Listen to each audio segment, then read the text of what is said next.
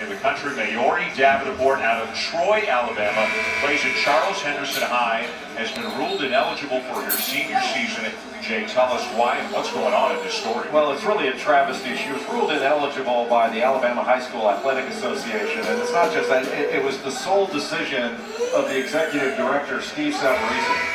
And it was all over a check that she received from USA Basketball. She played on the USA Basketball U18 international team. They played in Mexico City, won a gold medal, played for her country. All the players get a stipend check. It was $850 and change. And USA Basketball always checks with each high school association, but there are only a couple of high school players on the team. It slipped through the cracks. It was an administrative error, a clerical error. And she received the check, and then the high school association said, nope, your amateur status is now gone. And as soon as USA Basketball found the error, they notified the high school. The athletic association, the Alabama Athletic Association, was notified, and she sent the money back. No big deal, right? Not for the Alabama High School Athletic Association. I mean, there is one person standing in the way, and that's the executive director, Steve Savarese, and he refuses to rescind this ruling. Rulings in the past have been rescinded, although there has never been anything like this in the history of the Alabama Athletic Association. They've never had a case like this. Steve Savarese admitted that to me when I spoke to him on Friday. They've never had a case anywhere near like this. But in other eligibility cases, they have rescinded rulings that they've made, and they need to rescind this one. This is a travesty, and it is wrong.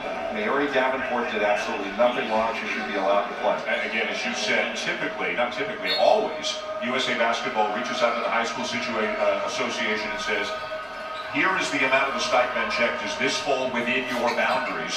But it was missed. The phone call was not made. Otherwise, this would have been avoided. A clerical mistake had nothing to do with Maori Davenport herself. Nothing at all. And there's no justification for this. This isn't a rule, like something that's likely to happen again or something that was intentional. It was just a simple administrative clerical error. USA Basketball feels horrible about it. They would do anything they could to change this for Maori Davenport. And in fact, the president of USA Basketball, Jim Tooley, went to her appeal hearing here in Alabama. That's how badly they feel about this.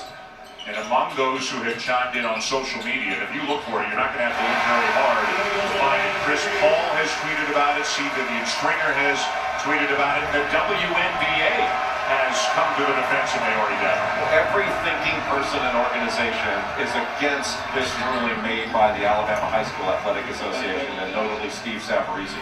Mr. Savarese, you are wrong. You need to change this ruling and do it now. They continue to trade